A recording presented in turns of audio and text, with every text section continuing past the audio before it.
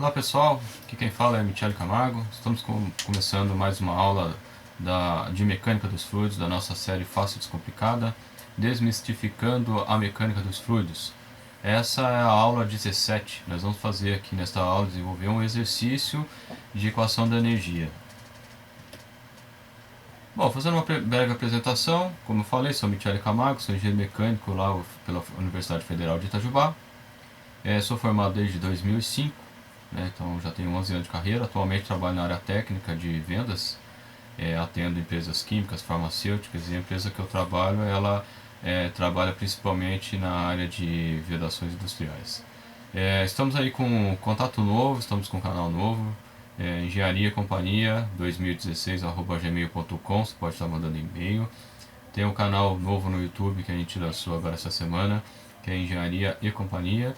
E lá no Facebook a gente tem uma página e grupo também, o nome Engenharia e Companhia. Se você está no canal M Camargo, você pode se inscrever lá no canal Engenharia e Companhia, que está mais completo, tem mais aulas também, tem aulas de física, de matemática, do ensino médio, para quem quiser fazer algum tipo de revisão. E também a parte ligada aí à engenharia de produção, engenharia mecânica, tem vários vídeos bacanas lá. E para quem se inscrever lá no canal aí, é só mandar um e-mail aí no Engenharia e Companhia, que eu estou disponibilizando um link para baixar livros técnicos aí da área de engenharia.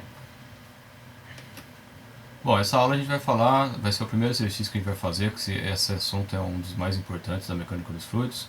E nós vamos estar falando aí, fazendo um exercício da aplicação da equação de Bernoulli. Embora a equação de Bernoulli seja uma equação para tudo ideal, regime permanente, fluido ideal, sem atrito, etc., existe uma aplicação prática aplicada na indústria, de modo geral, para ela, né? Então a gente vai estar desenvolvendo como está fazendo a medição de vazão através da equação de Bernoulli. Essa é chamada aí a medição indireta, né? Porque eu não estou medindo diretamente a vazão, como eu faria, por exemplo, com rotômetro e outros instrumentos aí de medição por ultrassom. E existem umas tecnologias aí que mais para frente a gente vai tentar fazer algum vídeo nessa área aí. Então, assim, embora, como comentei, embora seja algo dentro do ideal, ainda existe uma aplicação prática para a equação de Bernoulli. Vamos lá então. Bom, o que diz o exercício? O exercício diz o seguinte: a água escoa em regime permanente no Venturi da figura. Venturi, para quem não conhece, ele é um tipo de medidor que causa uma perda de carga no sistema. Então, nesse caso aí, a gente tem um tubo maior, ele afunila, depois ele volta para a condição original. Aí está esquemático, na prática ele é um pouquinho, as curvaturas são um pouquinho diferentes, mas o princípio é o mesmo. E aí, como você tem, pela equação da continuidade que a gente viu nas aulas passadas, a vazão ela é constante porque a gente está trabalhando em regime permanente.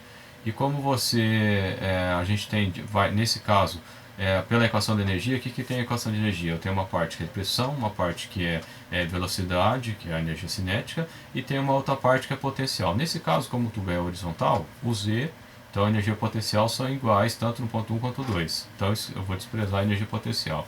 E o que vai acontecer? Eu vou ter, obrigatoriamente, como eu tenho a conservação da energia, se eu aumentar ou diminuir o diâmetro da tubulação, ou a seção, né? Nesse caso aqui a gente está falando de um tubo circular, mas poderia ser qualquer um.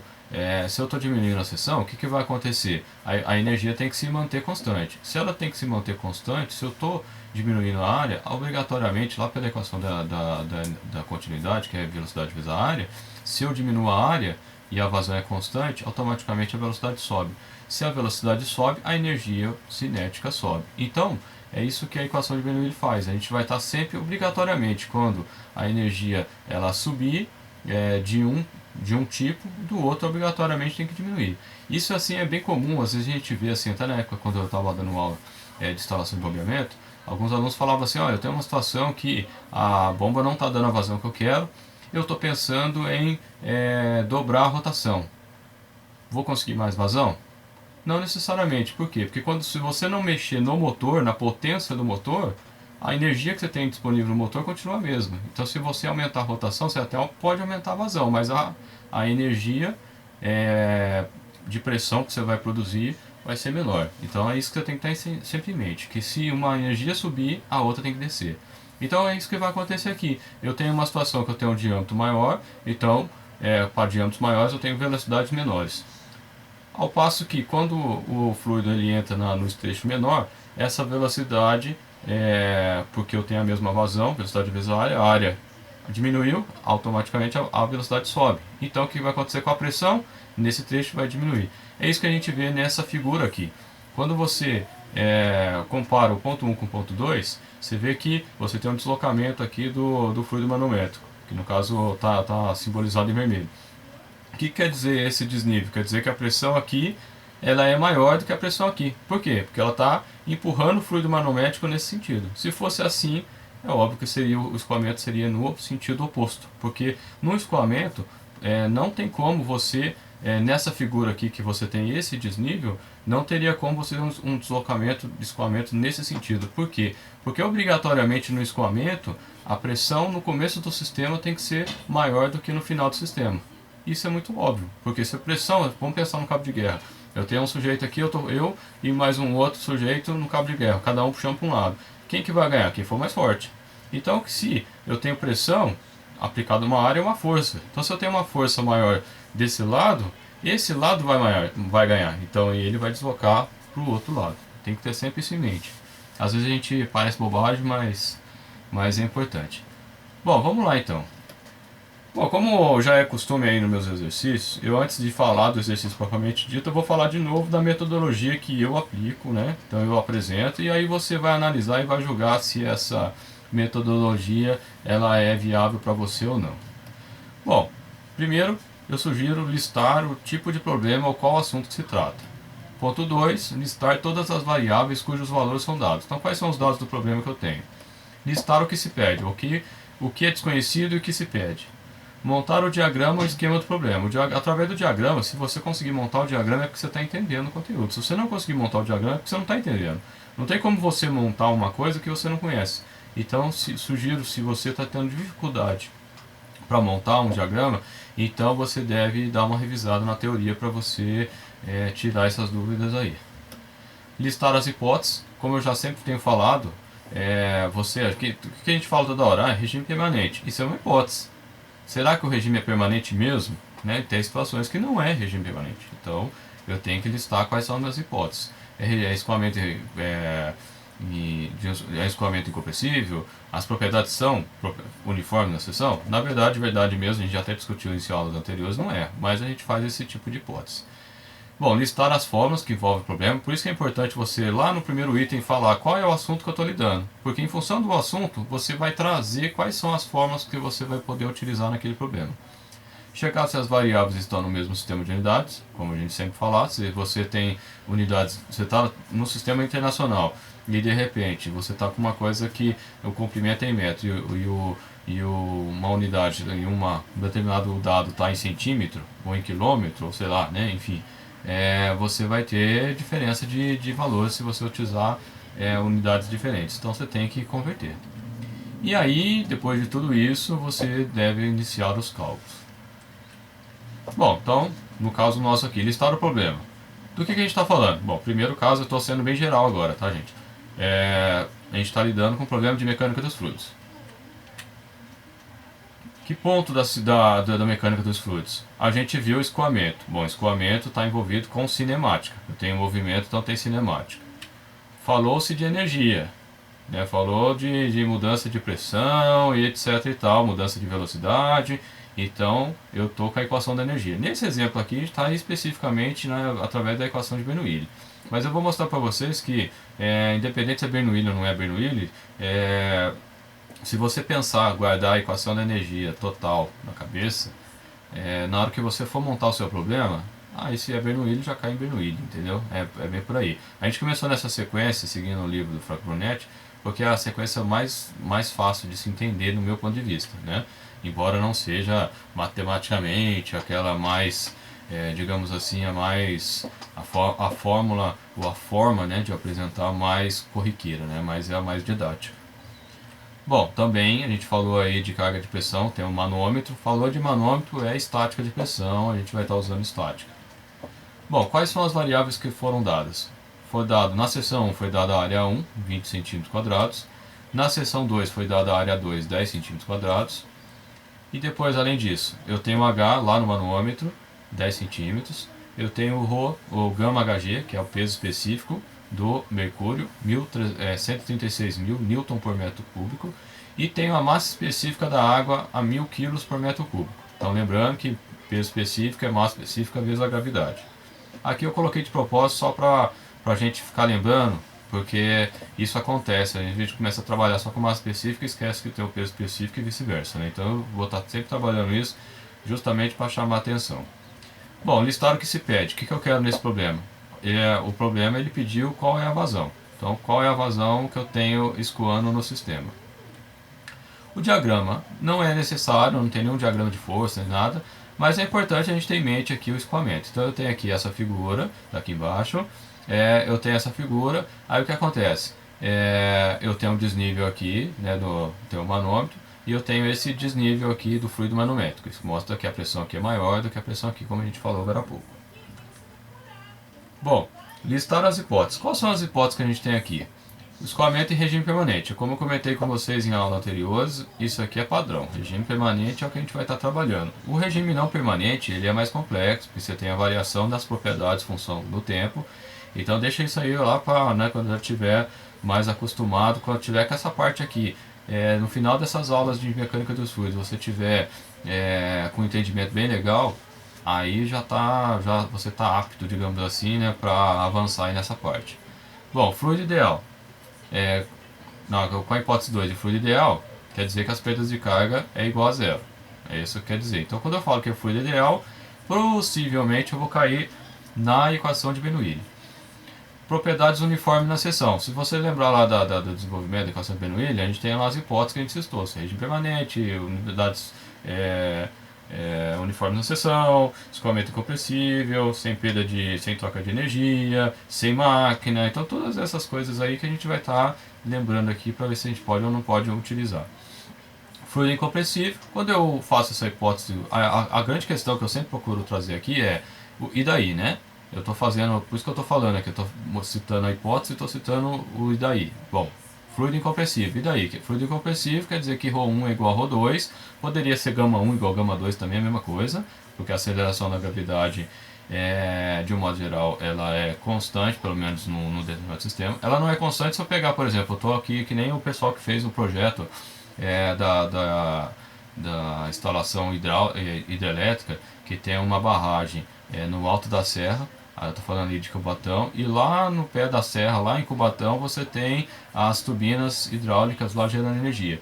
Bom, aí você tem um desnível aí de 700 metros mais ou menos, né, de altitude, então a aceleração da gravidade não é constante não, e ela vai influenciar aí no rendimento da turbina lá embaixo, então ela tem que ser levada em consideração. Então o fluido incompressível, a massa específica ela é constante. Bom, listar as fórmulas que se envolvem o problema. Bom, lembra lá da hipótese 1 lá, de qual problema que eu estou falando, né? Então, nesse caso, eu falei lá que a gente está falando da cinemática. Então, equação da continuidade. Equação da continuidade diz que a quantidade de massa, veja que eu já mudei agora de 1 para 2, porque eu já estou generalizando, a quantidade de massa a vazão massa de entrada é igual à vazão de massa de saída, né? Então, isso fica ρ1 V1 área 1, ou poderia ser ρe VE área E, AE, igual ρS VS AS. Se fosse várias entradas, seria aquele somatório. Eu tenho 3 entradas, então eu tenho a somatória das 3 entradas, tenho a 4 saídas, a somatória das 4 saídas. É muito simples. Se você entender de uma entrada e uma saída, para aplicar para várias saídas e entradas, consequência. Não tem, é claro que fica mais trabalhoso, mas não aumenta a complexidade em termos assim de equacionamento. Bom, como pela hipótese 4 o fluido é incompressível, o ρ1 é igual a ρ2, que é igual a ρ. Então a equação da continuidade, quando o fluido é incompressível, ele cai para V1 área 1 igual a V2 área 2, que é igual aqui. Né? Então a vazão é igual a velocidade média na seção vezes a área, e como a gente fez a hipótese de propriedades uniformes na seção, a gente está dizendo que a velocidade é uniforme na seção. Mas na verdade a gente tem, como eu comentei lá, quando a gente falou de velocidade média, que a gente tem que entender que quando a gente faz essa conta, não é a velocidade num determinado ponto, não é a máxima, não é a mínima, é a velocidade média que me produz a mesma vazão.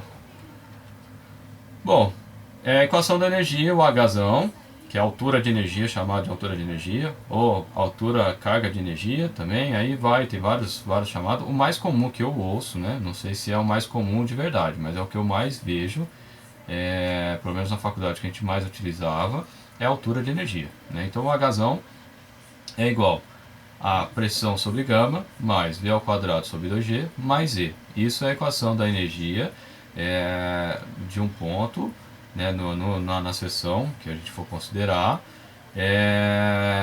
do ponto de vista mecânico. Né, do ponto de vista, se eu for levar em consideração outros fatores, como troca de energia, etc., aí eu tenho que usar a primeira lei da termodinâmica, que nada mais é do que a equação da energia, só que levando em consideração a troca de calor e a variação da energia interna que eu tenho no fluido. Bom, voltamos aqui então para a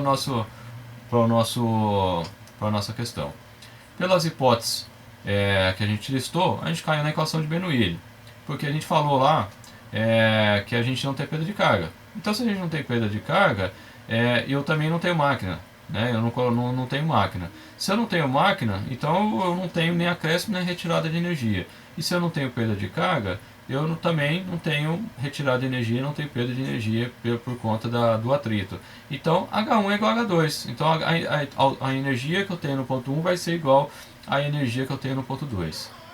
Bom, pressão lá da estática, por isso que a gente falou lá que a gente tem falado de estado duplo por causa do manômetro, pressão é ρGH ou gama H. Aí vai do gosto do freguês, dependendo da informação da unidade que foi dada, você usa um, você usa o outro. Eu não coloquei a aceleração da gravidade, mas a gente vai adotar a aceleração da gravidade padrão como G igual a 9,8 metros por segundo quadrado. Bom, continuando, checando se as variáveis estão no mesmo sistema de unidades. Bom, seção 1, área 1 igual a 20 centímetros quadrados. Teve um exercício lá de estática que eu até errei na hora de colocar, na hora de digitar aqui eu digitei errado. O resultado saiu certinho no final, né? Mas na hora de digitar eu digitei errado. Então para evitar isso eu tô fazendo do jeito que eu gosto mais, que é trabalhar com potências de 10 aí, com notação científica. Bom, o que é o centímetro? O centímetro nada mais é que 10 a menos 2 metros. Então foi isso que eu fiz. No lugar do centímetro eu coloquei quanto vale ele em metro e ele está sendo elevado ao quadrado aí.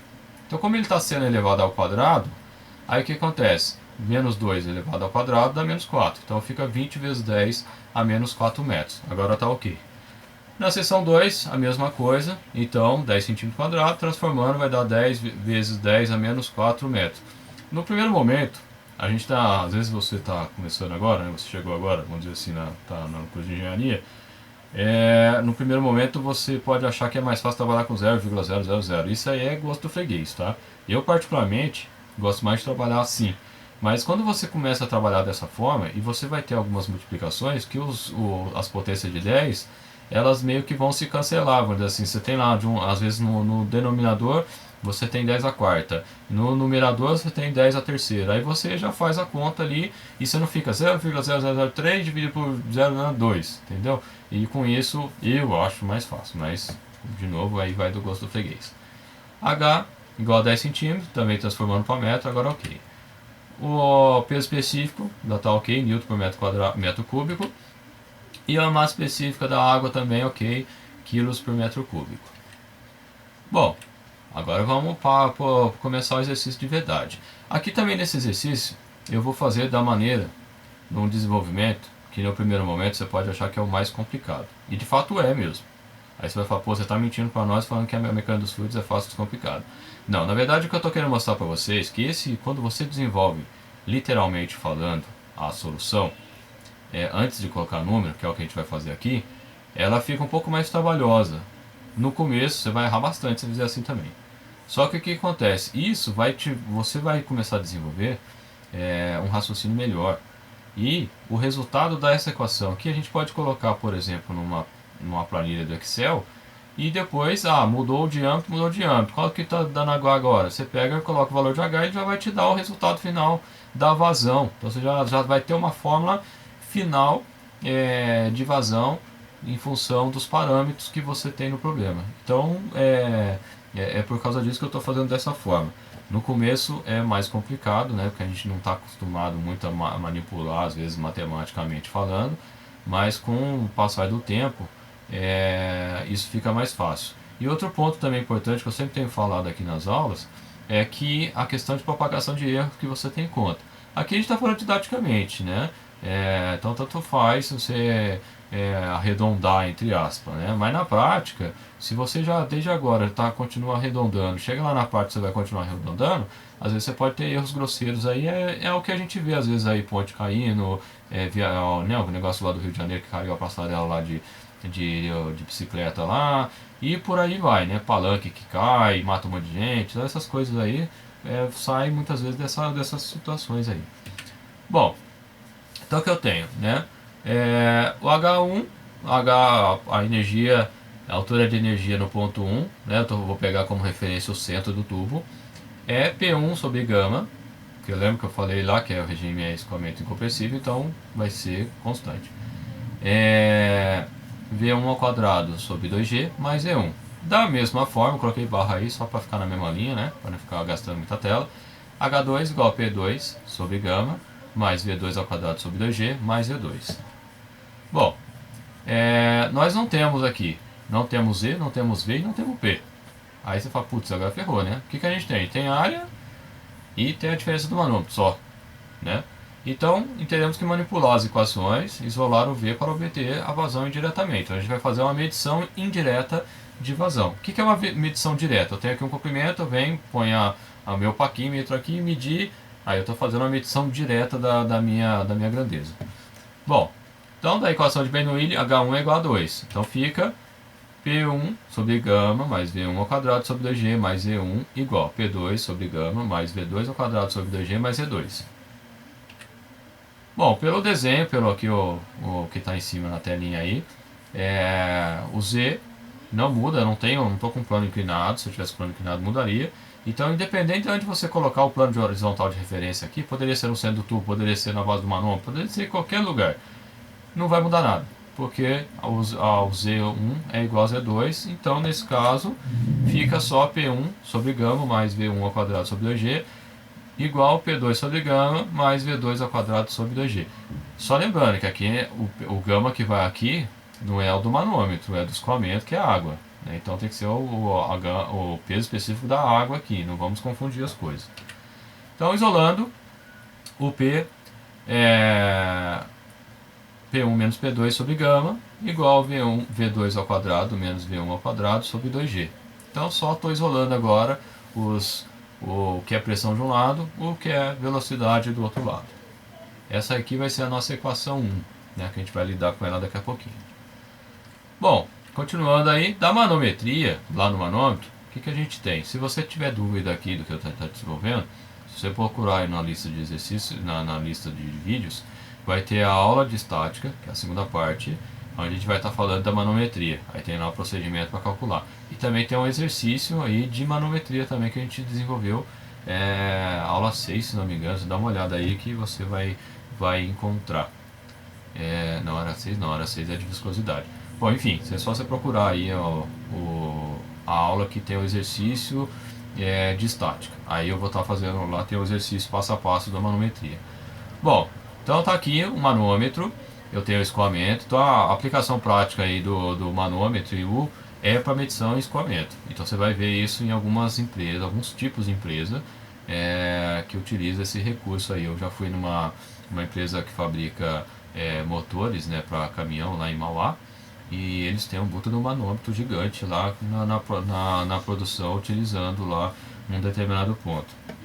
Bom, o que a gente tem? A gente tem que sair então do centro. Então lá, lembrando um pouquinho a regrinha, a gente começa do lado esquerdo, vai descendo, percorre o manômetro até chegar no ponto que a gente quer. Se tiver vários manômetros, vai percorrendo. Lembrando que quando eu abaixo no manômetro, eu aumento a pressão. Se eu aumento a pressão é mais. É só você pensar no camaradinha que está mergulhando. Então eu estou aqui mergulhando, de repente eu vou mais para o fundo. O que acontece? Eu tenho maior quantidade de água em cima de mim, então com isso eu tenho maior pressão. Então eu mergulhei, a pressão sobe. Eu fui mais para próximo da superfície, eu tenho menos pressão. É só lembrar disso da questão do mergulho, lá que quando tem mais ou menos pressão, que você vai lembrar aqui que se é mais ou se é menos na fórmula. Bom, então o que vai acontecer? Eu vou sair do centro do manômetro no ponto 1 ali e vou até chegar na divisória, né, na superfície aí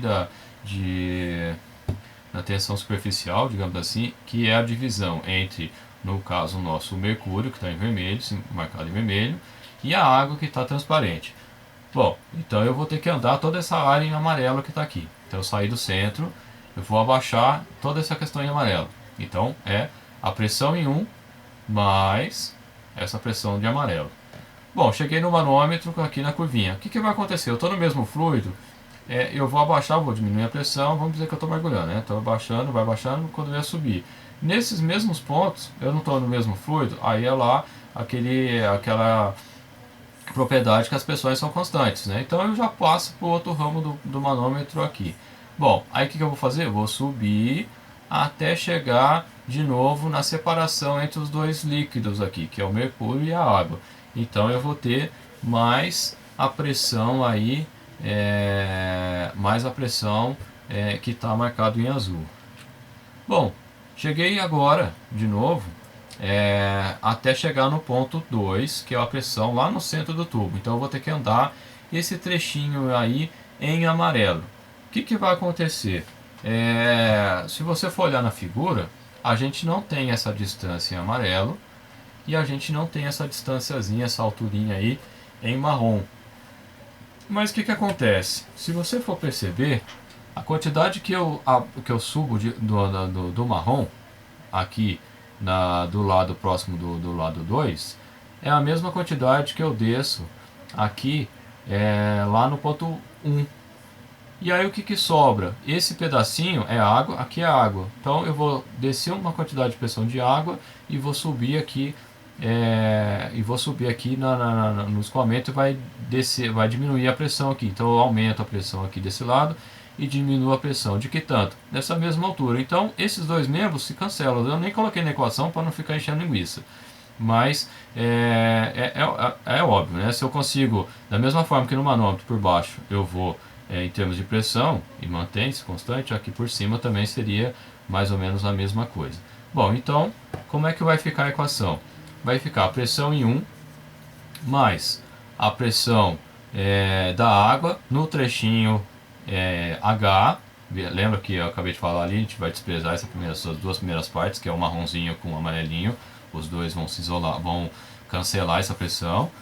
Vezes G, vezes H. Por que eu fiz dessa forma? Porque só foi dado a massa específica da água, não foi dado gama. Então, lembrando que gama é ρg, então tá aí, ρg, que é a massa específica da água, vezes a aceleração da gravidade, que é o G, vezes a altura H. Bom, do outro lado eu estou subindo, então é menos gama Hg vezes H, e por fim eu cheguei em P2. Eu deveria ter colocado a alturinha daqui, a alturinha aqui, os dois iam se cancelar e pronto, mas eu já nem coloquei isso na equação. Na prática, aqui no caso toda vez que eu tiver esse tipo de manômetro no escoamento, a gente vai pegar só a altura que eu tiver de desnível do fluido manométrico, só que eu tenho que considerar uma parte tanto da água quanto a parte do fluido manométrico, que no caso aqui é o mercúrio. Bom, então vai ficar isolando aqui, né, também P1 menos P2, então joguei o P2 para cá, por lado para cá, então ficou negativo, e passei tudo que estava aqui junto perto do P1, joguei para o outro lado, então ficou o ρgH que estava negativo, passou para o outro lado positivo, e o que estava positivo passou negativo. Veja que eu já fiz aqui o produto notável aqui lá da matemática, né? Como o H ele é constante nos dois termos, então eu coloquei ele multiplicando, então ficou o gama do mercúrio menos o gama da água. Essa é a equação 2, que a gente vai juntar lá com a equação 1. Bom, juntando então, eu repeti a equação aqui para não ter que ficar lembrando, né? Então a equação 1 que a gente desenvolveu lá no comecinho é P1 menos P2 sobre gama, V2 ao quadrado sobre 2 menos V1 ao quadrado sobre 2, dividido por 2g. Essa é a equação 1. Então, acabei de fazer a equação com base no manômetro. O que vai acontecer? Então, P1 menos P2, equação 2, estou repetindo também, gama, Hg menos gama da água vezes H. Né? O H está multiplicando os dois aí. Jogando então a equação 2 na equação 1, vem. Eu vou no lugar de P1 menos P2, vou colocar o que eu tenho aqui. Então vai ficar gama Hg menos gama da água vezes H, dividido por gama da água, igual a V2 ao quadrado menos V1 ao quadrado sobre 2G. Bom, então vou isolar agora o V1, o V2. Por que eu estou isolando o V e estou isolando os P's da vida aí? Porque eu não tenho, eu preciso, para calcular a vazão, eu preciso da velocidade. Mas eu não tenho nenhuma vazão dada, não tenho nenhuma velocidade dada, não tenho nenhuma pressão dada. A única coisa que eu tenho é a leitura do manômetro. Então eu tenho que isolar, dar um jeito de isolar os V's da vida aí, para poder obter um dos dois. E aí na hora que eu obter os dois, aí eu consigo lidar com obter a vazão. De repente você pode falar, putz, esse negócio é complicado. Se você tiver dificuldade para lidar com isso aqui, a gente está fazendo, matematicamente, a gente está fazendo sistemas de equações. Né? Se você tiver dificuldade com isso, dá uma revisada lá nas equações, lá nas aulas do ensino médio de resolução de sistema de equações, e aí você vai ter um pouquinho mais de clareza nisso aí. Né? Então, às vezes faz tempo que você viu e tem uma certa dificuldade nisso. Isso aqui em engenharia de modo geral, seja engenharia mecânica, da onde eu vim, ou outras engenharia civil, elétrica, isso aí você vai estar lidando direto com sistemas de equações. Né? Bom, voltando aqui ao exercício. Então, isolando V2 ao quadrado menos V ao quadrado, vai ficar, eu peguei o 2G e joguei para o outro lado. Então fica V2 ao quadrado menos V1 ao quadrado igual o que eu tinha já antes, gama Hg menos gama da água vezes 2G agora que subiu, vezes H, tudo isso dividido por gama da água. Essa é a equação 3. Falei para vocês que é meio chatinho esse exercício, né? Bom, continuando. Aí agora, você vê que eu já cheguei em 3 equações aí, né? Saí de 2 e tal. Eu tenho a equação da continuidade, que V1 área 1 igual a V2 área 2. Isolando o V1, poderia ser o V2, mas estou isolando o V1 só por conveniência. Vai ficar então, V1 vai ser igual V2 área 2, V2 A2 dividido por A1, né, que seria a velocidade de 2, área 2, dividido pela área 1. Essa é a equação 4. Então eu vou pegar essa equação 4 e jogar na equação 3. E depois vou isolar o V2. O que vai acontecer? V2 ao quadrado menos. O que é o V1? V1 que a gente acabou de ver ali. É V2, área 2 sobre área 1 elevado ao quadrado. Tudo isso elevado ao quadrado, que é o V1. Igual àquela parte que a gente já tinha, que é gama Hg menos gama da água vezes 2GH dividido por H2O. Né? Gama H2O. Mais específico. Bom, continuando. Vou fazer o tal do produto notável aqui de novo. Né? Então, ou seja, eu tenho V2 ao quadrado nos dois membros. Então, o que eu fiz agora daqui dessa linha para de baixo? Eu peguei a potência aqui, como né, tem um parêntese, eu tenho que levar a potência a todos os membros. Então, fica V2 ao quadrado, área 2 ao quadrado, dividido por área 1 ao quadrado. Bom, agora... E eu estou pegando, isso foi para chegar nessa parte de baixo aqui. Como eu tenho V2 ao quadrado nos dois membros, então eu estou fazendo o produto notável. Então ficou V2 ao quadrado, eu esqueci o nome do produto notável lá, gente. Agora eu não lembro o nome. Mas então ficou V2 ao quadrado, então ficou 1, dividido por V2 ao quadrado, ficou 1, menos V2 ao quadrado, área 2 ao quadrado, área 1 ao quadrado, dividido por V2 ao quadrado, sobe área 2 ao quadrado, área 1 ao quadrado. Tudo isso igual a gama Hg menos gama da água, vezes 2GH dividido por gama da água.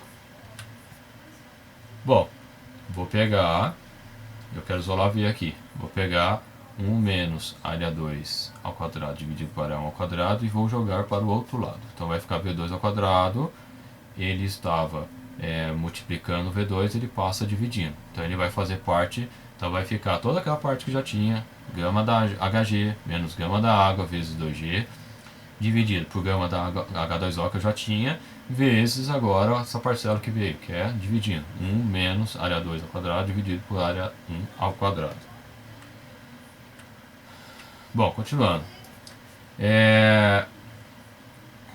Isso aqui eu repeti, né? Só para ficar mais fácil, porque a gente não tem que lembrar a forma de cabeça, né? Como eu quero ver, então eu vou fazer o quê? Fazer a raiz quadrada para obter o V2. Então, fazendo a raiz quadrada é tudo que eu já tinha, só debaixo da raiz. Então, vai ser raiz quadrada de gama Hg menos gama da água vezes 2GH dividido por gama da água vezes 1 menos área 2 ao quadrado dividido por área 1 ao quadrado. Então, agora nós temos o Hg, temos o H, temos o área 1, temos o área 2 e temos o ρ2, né? Lembrando que o gama é igual a ρg, a gente já falou isso algumas vezes aqui. Então agora eu posso colocar os valores. Como eu já fiz a verificação de unidades, por isso que eu falo para você fazer a verificação das unidades antes, porque se você não fizer a verificação das unidades antes, na hora de colocar aqui fica aquela lambança. Alguns livros, alguns autores, eles gostam de ir colocando as unidades e na equação colocar qual é as unidades que ele está utilizando. Isso é válido também, que aí dá para você pegar quando você tem alguma divergência. Só que aí você tem que fazer a transformação na equação. Então, se você já fez, aí você já coloca os valores, que já está tranquilo, que você não tem mais essa preocupação agora. Então vai ficar, abre parênteses, 136.000, que é o valor do gama Hg, menos 1.000 vezes 9,8, que é o 1.000, que é a massa específica da água, vezes a gravidade.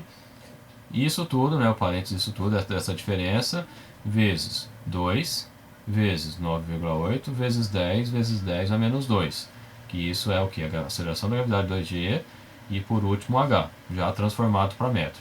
Tudo isso dividido por 1.000 vezes 9,8, que é o gama da água, vezes 1 menos. Lembra que eu fiz a transformação? E aqui eu já fiz a conta também em potência. Então, o 10 ao quadrado ficou 10 ao quadrado e o 10 a menos 4 ao quadrado fica 10 a menos 8. A mesma coisa vai por debaixo.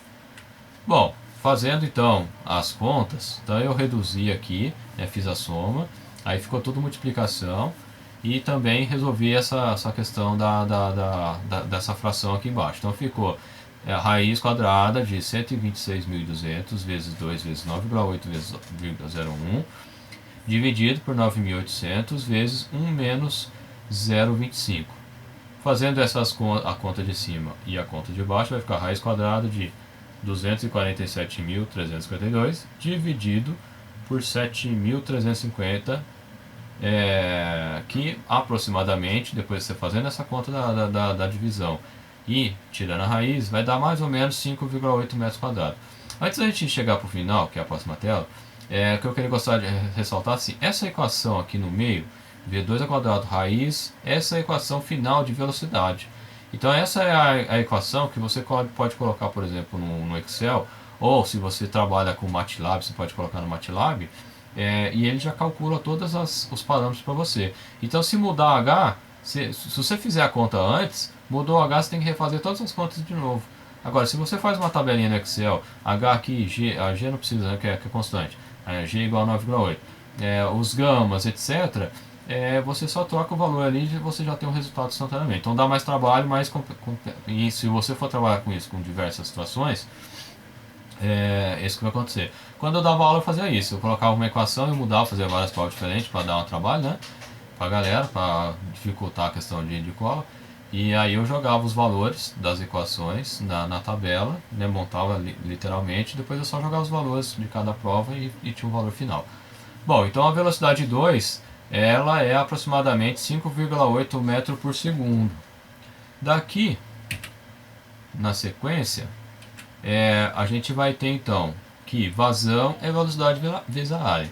Como a velocidade que eu tenho é a V2, então eu vou ter que usar a área 2. Então a vazão vai ser V2 área 2, que vai ser igual a 5,80 vezes 10 a menos 4, a 10 vezes 5,8 vezes 10 vezes 10 a menos 4.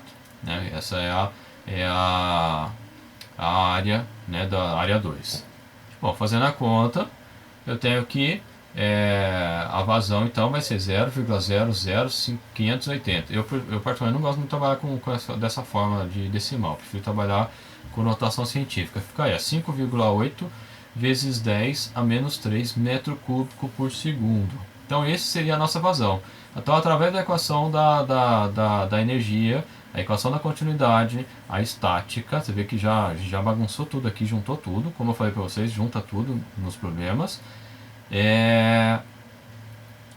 Eu consegui calcular qual é a vazão, né, qual é a vazão que eu tenho no meu sistema. Então eu tenho 5,810 a menos 3 metros cúbicos por segundo. Bom, o que acontece, né? Como 0,058 é um número muito pequeno, na prática, se eu fosse especificar uma bomba para trabalhar com esse tipo de vazão, para não ter que ficar trabalhando com 0,0058 ou com notação científica, a gente trabalha com múltiplo.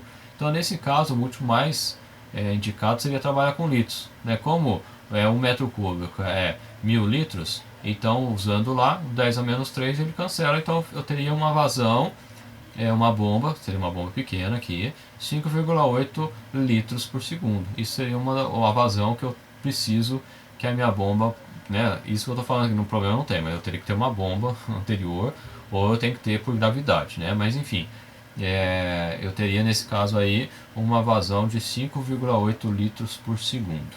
E esse é o resultado do nosso problema. Veja que é meio chatinho, meio complicado. Você vê que a aula está até, né, já passamos dos 40 minutos aqui. E eu fiz bem passo a passo porque é um assunto bem enjoado. Você tem que ter entendido já a parte anterior, tem que ter entendido aquela parte teórica que a gente desenvolveu e acaba tudo embolando, né? Depois eu vou fazer uma aula só de um exercício só da equação da energia já na presença de máquina, calculando perda de carga, etc, para ilustrar a equação da energia, e aí eu acho que vai dar bastante subsídio para vocês aí seguirem. Bom, os livros que a gente utilizou para essa aula é Mecânica dos Fluidos do Franco Brunetti e Introdução à Mecânica dos Fluidos do Fox McDonald. Bom pessoal, espero que vocês tenham gostado, chegamos ao final dessa aula. Se inscreva no canal Engenharia e Companhia, mande um e-mail pra gente aí, engenhariacompanhia2016@gmail.com. Você pode encontrar a gente lá no Facebook também, tanto no grupo quanto na página. Curta a página, entra no grupo e vamos agitar isso aí. Beleza, pessoal? Obrigado aí pela oportunidade, agradeço pela audiência e a gente se encontra na próxima aula.